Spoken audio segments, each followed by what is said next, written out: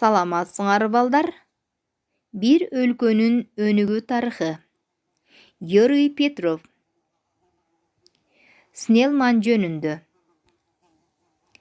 Снелман канчанчы жылы кайсыл жерде көз жумган? Силерге бир топ тесттер түздүм. Жооптор менен. Снелман канчанчы жылы кайсы жерде көз жумган? А. Банскарбиде 75 жашта. Б. Лондондо 69 жашында. В. Персияда 79 жашында. Снелман канчанчы жылы кайсы шаарда көз жумган? Туура жооп Банскарбиде 75 жашында көз жумган. Виркуненов деген фамилияны ким өзгөрткөн? Виркуненов деген фамилияны ким өзгөрткөн? А. Ярвинен. Б. Карокеп. В. Снелман. Туура жооп В. Снелман өзгөрткөн. Өлкөбүздүн элинин көпчүлүк бөлүгүнүн илимсиз жана маданиятсыз, билимсиз калтырылышы өзүнчө кылмыш деген сөз кимге таандык? А. Снелманга. Б. Сервантеске. В. Уконенге. Туура жооп Снелман. А. Снелман айткан.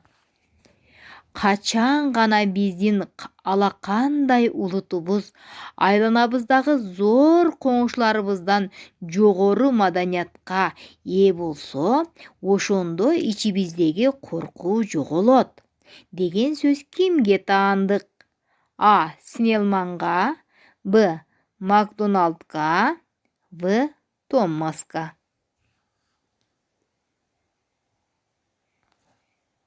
Туура жооп А. Снелманга.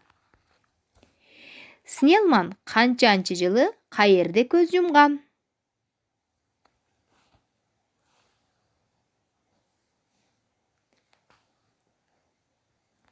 А. 04.06.1881. Б. 06.06.1988. В. 16.04.1912. Туура жооп А. 04.06.1881. Чыгаан жазуучулардын баркын элибиз али түшүнүп билише элек деп ким айткан? А. Карлил. Б. Карокеп. В. Снелман. Туура жооп Снелман. В. Туура. Снелмандын ою боюнча мыйзамсыздыктын чоң мугалимдери кимдер? А. Дарыгерлер. Б. Мамлекеттик кызматкерлер. В. Мугалимдер.